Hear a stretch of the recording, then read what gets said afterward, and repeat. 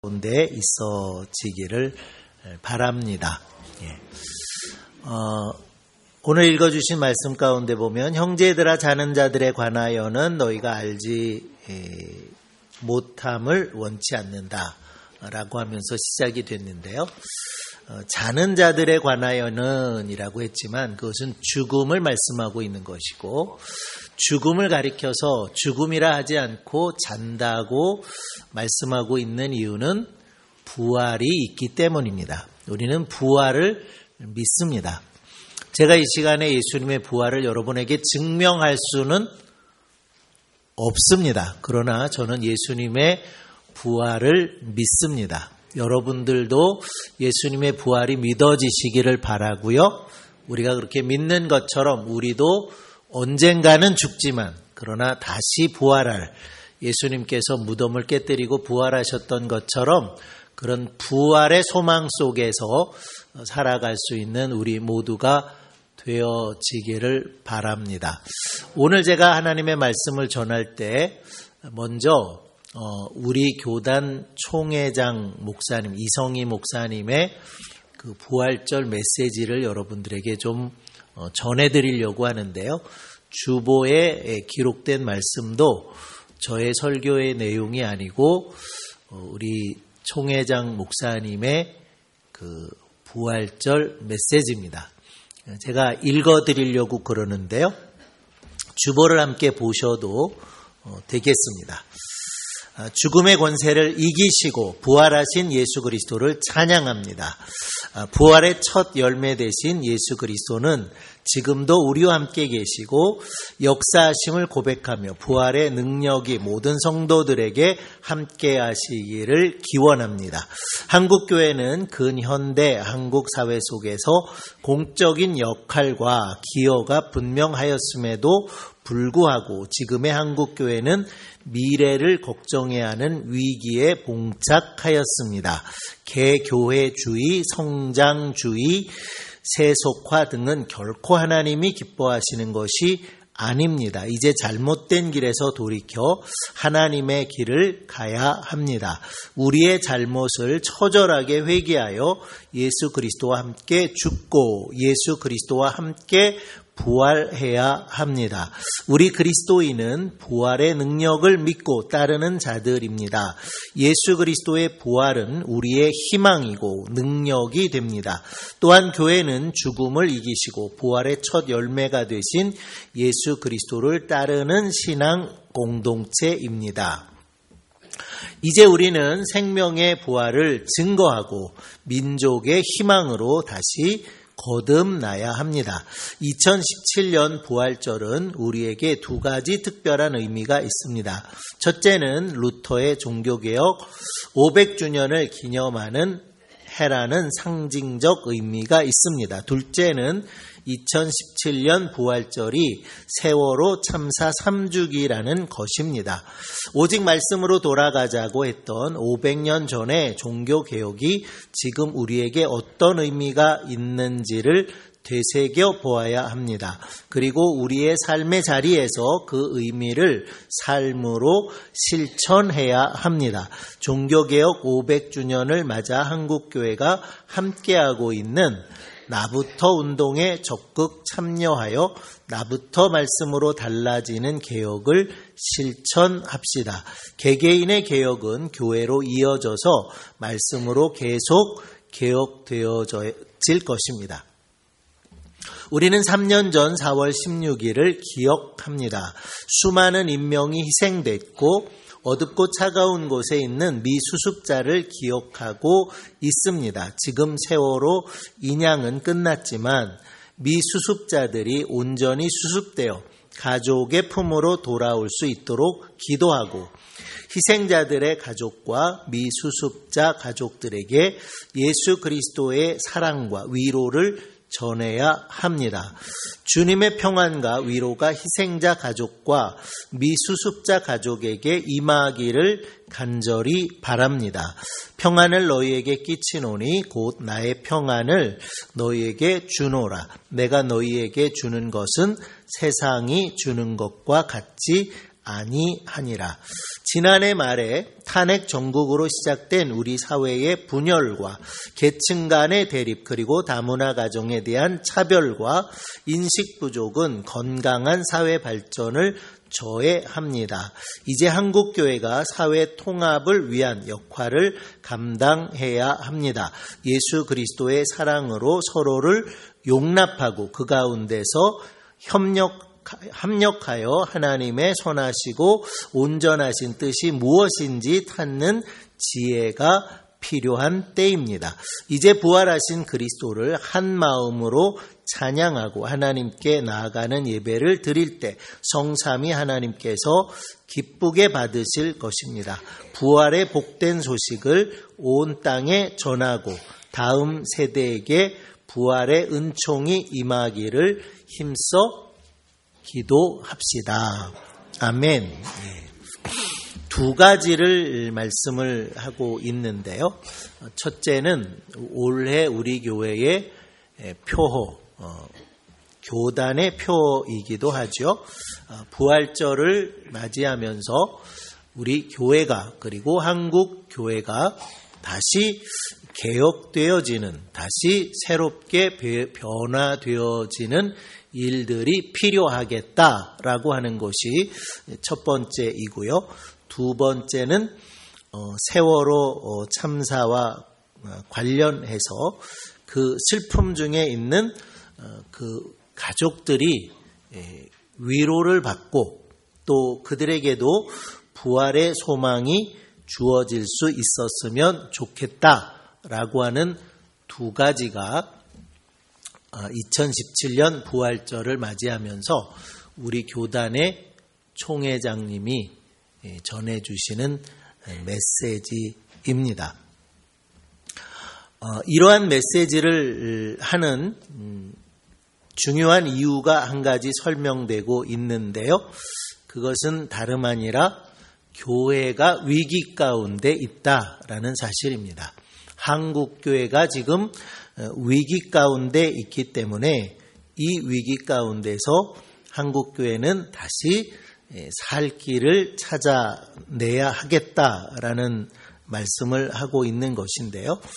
한국교회가 지금 안고 있는 문제, 개교회주의, 성장주의, 세속화, 이것이 지금 우리 한국교회가 안고 있는 문제들이고 하나님께서는 교회가 개교회주의를 추구하고 성장 일변도로 나아가는 것 그리고 세속화되어지는 것을 결코 기뻐하지 않는다라고 말씀하고 있는 것을 보게 됩니다.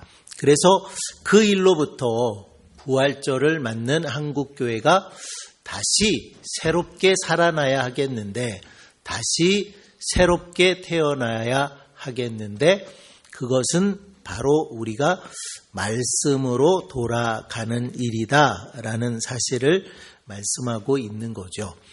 올해 2017년을 우리가 함께 맞이하면서 2017년은 종교개혁 500주년을 맞이하는 때이고 그것이 단순히 500주년이다라고 하는 의미이기보다는 한국교회가 맞이하고 있는 위기가 있기 때문에 우리는 다시 한번 500년 전에 루터와 종교개혁자들이 일으켰던 그 교회를 새롭게 하는 개혁운동에 우리도 참여하지 않을 수 없겠다라고 하는 당위성을 함께 생각을 했었습니다. 교회가 다시 살아날 수 있는 방법이 있다면 그것은 본래의 것을 회복하는 일이겠다라고 하는 것이고 본래의 것을 회복한다는 것의 가장 중요한 의미는 바로 성경으로 돌아가야 하는 것이라는 것입니다. 그래서 그 어느 때보다도 어느 해보다도 2017년 새해를 맞이하면서 우리 교회는 올해는 꼭 성경을 한번 다 우리가 읽읍시다. 하나님의 말씀을 1년 동안 꼭 한번 온 교인이 성경을 읽읍시다. 이런 운동을 시작을 했고요. 그 일들을 지금 진행해 나가고 있는데 그 일들을 하는 이유도 우리가 금년에는 성경을 한번 읽었다. 거기에 의미를 두려고 하는 것이 아니라 정말 우리가 하나님의 말씀은 내 발의 등이요 내 길의 빛입니다 라고 시편에서 고백하고 있는 것처럼 말씀의 이끌림을 받는 우리의 신앙, 말씀으로 이끌림을 받는 교회를 회복해야 하겠다라는 그런 의미가 그 가운데 있다는 사실을 꼭 기억을 하시기를 바랍니다. 그래서 오늘 다시 한번 부탁을 드리지만 올해 우리가 시작해서 벌써 이제 4월 중반을 넘어가고 있는데요. 다시 하나님의 말씀을 통해서 성경이 우리에게 말씀하는 것처럼 모든 성경은 하나님의 감동으로 된 것으로 교훈과 책망과 바르게 함과 의로 교육하기에 유익한 책이다라고 말씀을 하는 것처럼 우리가 모든 삶의 기준을, 모든 삶의 표준을 말씀으로 삼아서 그 말씀대로 돌아가는, 그리고 말씀대로 순종해서 우리의 심령이 새로워지는 것뿐만 아니라 위기를 맞고 있다고 이야기되고 있는 교회가 새롭게 되는 이 해, 그리고 특별히 부활주일을 맞이하면서 이 부활주일에 예수님이 우리의 죄를 담당하시고 죽으시고 다시 부활한 것처럼 교회가 부활되고 우리의 심령이 부활이 되어지는 이 뜻깊은 2017년 부활절이 되었으면 좋겠다라는 소망을 품어 봅니다. 이처럼 첫째는 교회가 개혁되어져야 하는 것이고 그 개혁은 하나님의 말씀으로 되어져야 하는 것이고 누구를 개혁시키려고 하는 것이 아니라 바로 나 자신이 개혁되어져야 하고 어느 교회를 개혁시키려고 하는 것이 아니라 바로 우리가 이루고 있는 정읍중앙교회를 개혁하는 그 개혁 운동이 우리가 시작해야 할 그리고 계속해야 할 개혁이라고 총회장은 이 오늘 메시지에서 밝히고 있습니다. 그리고 두 번째로 말씀한 것은 세월호와 관계된 말씀을 주셨는데요. 3년 전 오늘 3년 전 4월 16일에 세월호 참사가 있었습니다. 결코 짧지 않은 시간이었는데요.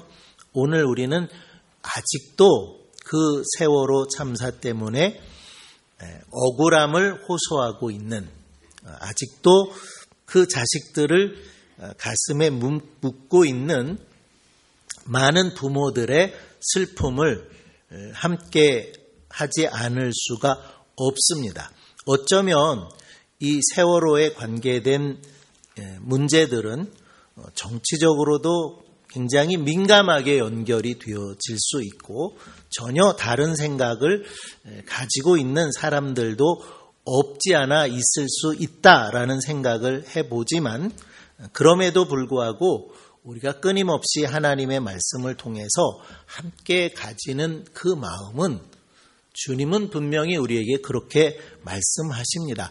우는 사람과 함께 울라고 말씀하셨기에 우리는 그 말씀을 따라서 슬픔을 당하고 있는 그 사람들과 그 자식을 잃고 가족을 잃은 그 사람들과 우리는 함께 가는 교회가 되어져야 한다라는 사실에 대해서는 부정할 수가 없는 일이겠죠.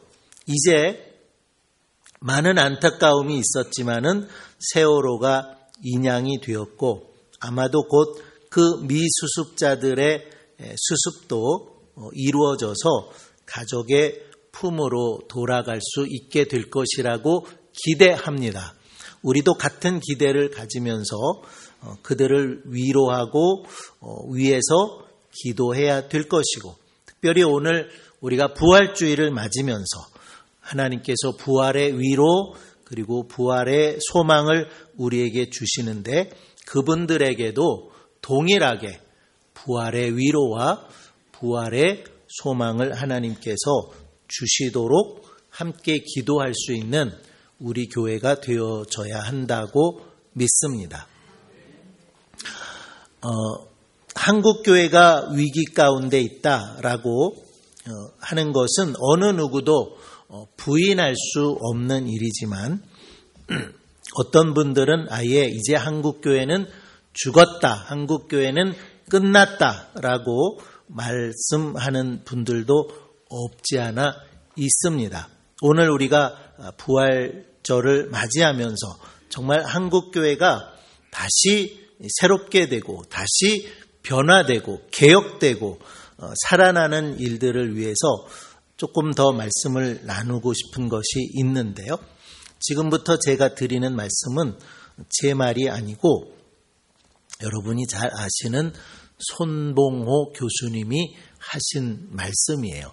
그분이 한국교회를 살리는 세 가지다, 이런 주제를 가지고 말씀하신 강연을 제가 들었는데요. 한국교회를 살리는 세 가지. 그러면 한국교회가 죽었냐? 손봉호 교수님은 말씀을 시작하면서 자기는 한국교회가 거의 죽었다라고 생각한다고 말씀을 하시더라고요. 이렇게 죽어가는 한국교회를 살릴 수 있는 세 가지가 있다라고 말씀하셨는데, 그 첫 번째는 한국교회가 도덕성을 회복해야 하겠다라는 것이었고요. 두 번째는 돈, 명예, 권력의 우상을 버려야 하겠다. 세 번째는 우리 교회라는 우리 교회를 우상화하지 말라 하는 제목으로 이렇게 말씀을 하셨어요. 첫 번째로 도덕성을 회복해야 한다라고 하는 것은 교회가 다른 사람들에게 해를 끼치지 않아야 한다는 것이고, 그러기 위해서 교회는 정직해야 한다. 그리고 공정성을 잃지 않아야 한다라는 주장들을 하고 계십니다. 차별 대우를 하고 어떤 사람에게는 불필요한 이익을 주고 이런 일들 때문에 다른 사람들을 억울하게 하는 일들은 없어야 되겠다라는 사실들을 말씀을 하면서 한국교회가 지금처럼 성장하지 않았을 때에는 오히려 세상으로부터 신뢰를 받았고 세상에 선한 영향력을 끼쳤었지만, 이제 한국교회가 많이 성장한 이 시점에서는 오히려 교회가 세상으로부터 신뢰받지 못하고 있다는 사실들을 지적을 하시더라고요. 벌써 이 일은 몇 년 된 일이기는 합니다만은 오늘 교회가 얼마나 세상으로부터 신뢰를 받지 못하고 있는지, 불신을 받고 있는지 설문조사에 의하면 교회를 믿는다고 하는, 지금 우리들의 교회를 말하는 겁니다. 우리가 속해 있는 교회를 신뢰한다라고 대답한 사람들은 불과 17%밖에 되지 않는다는 겁니다. 반면에 천주교회를 신뢰한다라고 답한 사람은 41%나 되었고, 불교를 신뢰한다는 대답에는 33%의 사람들이 불교를 신뢰한다라고 대답을 했다는 겁니다. 교회는 천주교의 절반도 미치지 못하는 그런 불신을 받고 있는 시대를 우리가 살고 있는데, 그 중요한 이유가 도덕성을 잃어버렸기 때문이라고 손봉호 목사님은 밝히고 있다는 거죠. 한국교회에서 가장 믿을 수 없는 집단은 어떤 집단인가? 정치 집단이라고 사람들은 대답을 하고 있다는 것이고요. 대부분의 나라들에 있어서 정치 집단은 가장 믿을 수 없는 집단이라고 이야기되고 있다는 것입니다. 문제는 두 번째 못 믿을 집단이 무엇인가라고 했을 때 그것이 바로 종교계다라는 이야기를 듣고 있다는 사실이라는 거죠. 그렇게 교회나 혹은 종교들이 신뢰를 받고 있지 못하고 있는데 그 가운데서도 가장 신임을 받지 못하고 신뢰받지 못하고 불신되고 있는 것이 바로 우리들이다.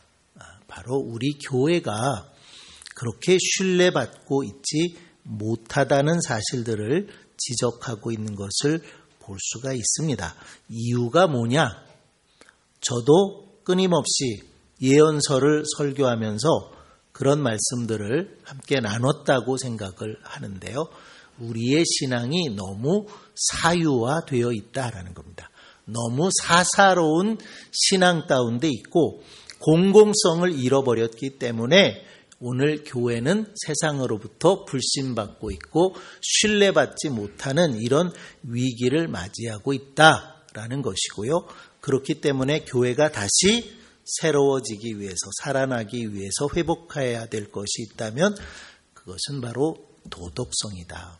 성경적으로 말하면 그것은 공공성이다. 공적인 신앙을 회복하는 그것이 바로 교회가 회복되어질 수 있는 첫째 이유가 되겠다라고 생각되어지는 것이고요. 두 번째로 말씀드리는 것은 돈과 명예와 권력의 우상을 버려야 한다는 겁니다. 언젠가부터 한국교회는 매우 큰 그런 영향력을 미치는 성장을 이루게 되었습니다. 뿐만 아니라 그러한 성장을 해오면서도 교회는 유혹을 받기 시작을 해서 정당하지 못한 방법으로 그리고 비도덕적인 방법으로 오직 성장만을 추구해왔던 그런 모습들이 있었다라는 것이고요. 그것을 분명하게 보여주는 것 가운데 하나는 교회 안에서 실시되어지고 있는 선거들이 부정하고 돈에 의해서 좌지우지되는 그런 선거들을 하고 있다는 지적들을 하고 있다는 것입니다. 명예를 얻기 위해서는 거짓말을 해도 되고 돈을 써도 되고 하는 이런 일들이 교회 가운데서 너무 많이 일어나고 있다는 것이고요. 명예가 하나님보다 더 중요하게 여겨지고 돈이 하나님보다 더 중요하게 여겨지는 그런 현실들을 지적을 하고 있습니다. 그래서 손봉호 교수님은 이런 말씀을 하세요. 오늘 교회는 돈을 무시할 줄 아는 교회가 되어져야 하겠다. 교회 안에서 돈 많은 사람들이 우대되어서는 안 되겠다. 권력 있는 사람들을 교회 안에서는 중시 여기는 그런 일들이 있어서는 안 되겠다라는 말씀들을 하고 있는 것 들을 수가 있었습니다. 그리고 마지막으로 말씀하고 있는 것은 우리 교회를 우상화하지 말라 그랬어요. 우리 교회, 오늘 우리 교회. 교회가 그리스도의 몸이고 모든 교회는 하나라고 하는 그런 생각이 없을 때에 우리 교회만 생각하는 개교회주의, 교회 이기주의 이것들로부터 한국교회는 벗어나야 하겠다라는 말씀을 하고 있습니다. 교회는 목적이 아니라는 거죠. 교회는 수단입니다. 그러나 수단이 목적이 되어버리는 그런 현실 속에서 우리 교회만 성장하면 된다. 우리 교회만 많이 모이면 된다. 이런 교회 이기주의가 만연하는 그런 현실 속에서 한국교회는 더 이상 세상의 소금, 세상의 빛이 되어질 수 없겠다라는 사실들을 지적하고 있는 것을 볼 수가 있겠습니다. 우리가 아픈 이야기지만 뼈아프게 이런 말씀들을 함께 새길 수 있는 오늘 부활절이 되어서 한국교회가 다시 살아나는 일, 그리고 우리 교회도 한국교회 안에 한 교회인데 교회가 다시 세상으로부터 신뢰를 받고 주님이 우리를 향해서 세상의 소금이 되라, 빛이 되라, 소망이 되라 하셨는데 그 세상의 소망이 되어지는 교회로 회복되어지는 오늘 2017년 부활주일이 되어졌으면 좋겠습니다. 오늘 본문으로 돌아가서 잠시 말씀을 함께 나누겠는데요. 오늘 주님은 말씀 속에서 우리에게 부활의 소망을 주고 계십니다. 우리도 인생의 여정을 살아가는 가운데 많은 위기를 만납니다. 교회가 위기 속에 있다라는 말씀을 드렸지만 교회만 위기 가운데 있는 것이 아니라 우리의 인생 가운데도 우리는 많은 시련과 절망하는 일들을 만나기도 하고 만날 수 있다는 겁니다. 그러나 그 가운데서 오늘 부활절을 허락하시는 주님은 또 우리에게 위로가 되어주시고 소망이 되어주시는 하나님이시라고 하는 사실을 성경은 우리에게 말씀을 해주고 있습니다. 고린도후서 1장 3절과 4절을 보면 이렇게 말씀을 합니다. 찬송하리로다. 그는 우리 주 예수 그리스도의 하나님이시요 자비의 아버지시요 모든 위로의 하나님이시며 우리의 모든 환난 중에서 우리를 위로하사 우리로 하여금 하나님께 받는 위로로서 모든 환난 중에 있는 자들을 능히 위로하게 하시는 이시로다라고 말씀을 합니다. 하나님은 위로의 하나님이시라는 거예요. 그 위로의 하나님, 오늘 말씀 속에서는 우리에게 부활을 약속하시고 부활의 약속이 있기 때문에 너희는 이 여러 말로 서로 위로하라고 이렇게 말씀을 주고 계시는 것 우리가 볼 수가 있습니다. 우리 인간에게 있어서 가장 절망적인 일이 있다면 그것은 죽음일 것입니다. 그러나 오늘 성경은 그 죽음에 대해서 말씀을 하면서 죽었다 하지 않는다는 겁니다. 잠자는 자라고 말씀을 하고 있어서 죽음은 우리에게 있어서 결코 마지막이 아니라고 하는 것. 죽음은 결코 우리에게 있어서 끝이 아니라는 사실을 말씀하고 있고 죽으셨으나 부활하셨던 예수님처럼 우리에게도 부활의 소망이 있다는 사실을 말씀하고 있는 것이고요. 그 부활의 소망이 우리에게 있기에 위로를 받으라고 그리고 너무 슬퍼하지 말라고 말씀하고 있다고 하는 사실입니다. 잠언 24장 16절에 보면 대저 의인은 7번 넘어질지라도 다시 일어날 수 있다고 말씀하셔서 우리가 이 세상 살아나가는 동안에 많은 시련도 역경도 만나서 넘어지는 일들이 있을 수 있지만 우리는 다시 일어날 수 있다라고 하는 소망의 말씀을 주고 있다는 것입니다. 고린도후서 4장 8절과 9절에는 또 이런 말씀을 우리에게 주셨어요. 우리가 사방으로 우겨쌈을 당하여도 쌓이지 아니하며 답답한 일을 당하여도 낙심하지 아니하며 핍박을 받아도 버림바 되지 아니하며 거꾸러뜨림을 당하여도 망하지 아니한다. 성경은 이렇게 말씀하고 있지 않습니다. 우겨쌈을 당하는 일이 없겠다. 답답한 일을 당하는 일도 없겠다. 핍박을 받는 일도 없겠다. 거꾸러뜨림을 당하는 일도 없겠다라고 말씀하고 있지 않다는 거예요. 우리가 살아가다 보면 온갖 역경들, 시련들, 어려움들, 좌절들 만날 수밖에 없다는 것입니다. 그러나 우리에게 믿음이 있고 우리에게 부활하신 예수님이 계실 때에 우리는 우겨쌈을 당하여도 쌓이지 아니한다. 답답한 일을 당하여도 낙심하지 아니한다. 핍박을 받아도 버림받지 아니한다. 거꾸러뜨림을 당하여도 망하지 않는다라고 말씀을 하고 있다는 거예요. 우리는 망할 수 없습니다. 우리는 망하지 않습니다. 왜냐하면 부활의 소망이 되시는 예수 그리스도께서 우리와 함께 계시기 때문입니다.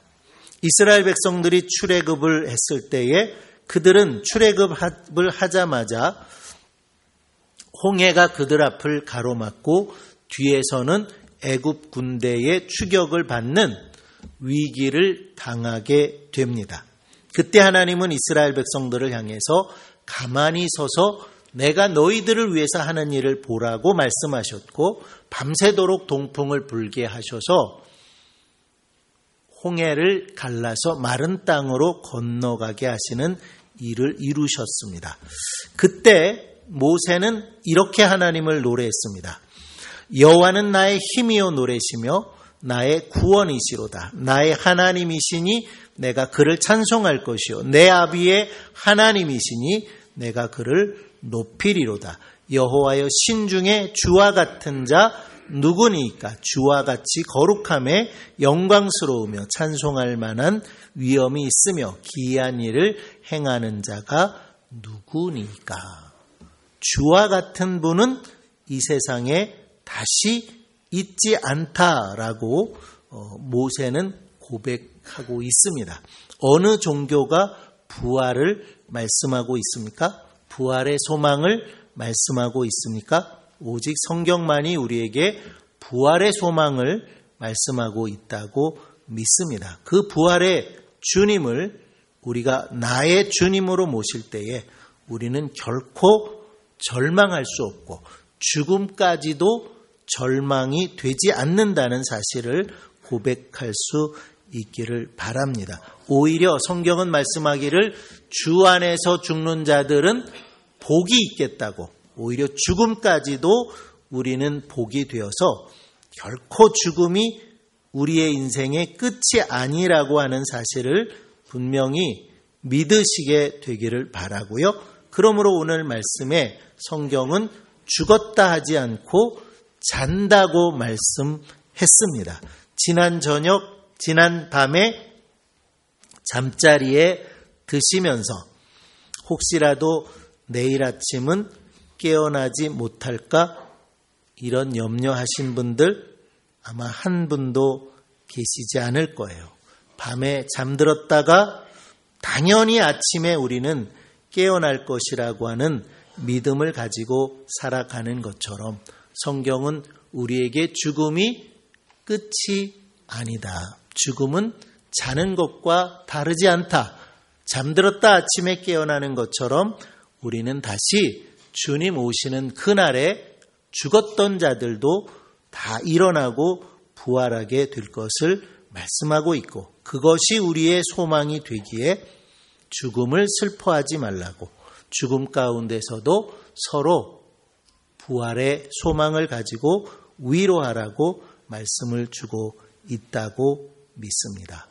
오늘 부활절을 다시 맞으면서 이 부활이 우리의 소망이 되어지기를 바라고 이 부활이 우리에게 위로가 되기를 바라고 세상을 향해서는 부활의 증인된 삶을 다시 살아나갈 것을 다짐하는 사랑하는 모든 성도들 되시기를 바랍니다. 기도하겠습니다. 하나님 아버지 은혜를 감사합니다. 오늘